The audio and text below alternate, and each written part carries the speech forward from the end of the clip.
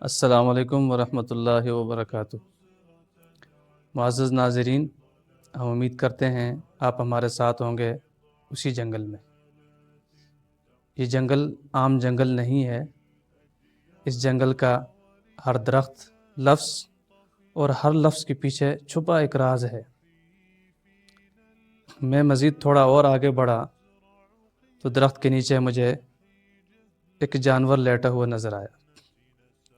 میں نے پوچھا، ارے دوست، تم کون اور تمہارا کیا نام ہے؟ وہ کہنے لگا، میرا نام اسد، میں شیر ہوں۔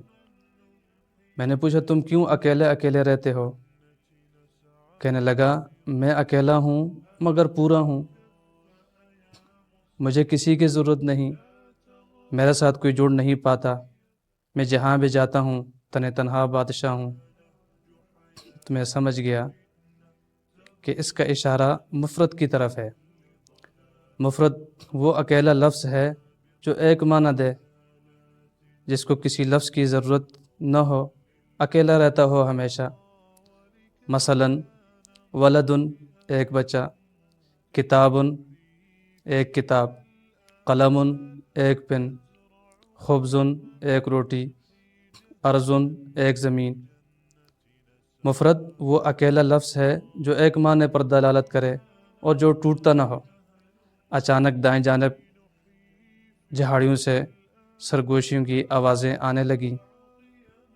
میں نے جو ادھر مڑ کر دیکھا، دو ہرن کھڑے آپس میں باتیں کر رہے تھے۔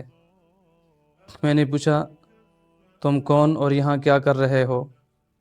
کہنے لگے، ہم اکیلے اکیلے تو ادھورے ہیں، مگر جب ملتے ہیں تو معنی پورا دیتے ہیں۔ میں سمجھ گیا کہ مرکب وہ لفظ ہوتا ہے جب دو لفظ آپس میں ملیں تو معنی پورا بنتا ہو، اور جب لفظ اکیلے اکیلے ہو جائیں تو معنی ادھورا بنتا ہو، اور اس کو کوئی توڑنا چاہے تو وہ ٹوٹ بھی سکتا ہو۔ مثال کے طور پر بیت اللہ، دو لفظ ہیں، ایک لفظ بیت اور ایک لفظ اللہ۔ دونوں کو علیحدہ علیحدہ کر دیں، توڑ دیں تو علیحدہ علیحدہ معنی ہے، دونوں کو جوڑ دیا جائے تو معنی پورا بنتا ہے۔ اسی طرح کتاب زیدن، زید کی کتاب، قلم زیدن، زید کا قلم، قلم علیحدہ لفظ، زید علیحدہ لفظ۔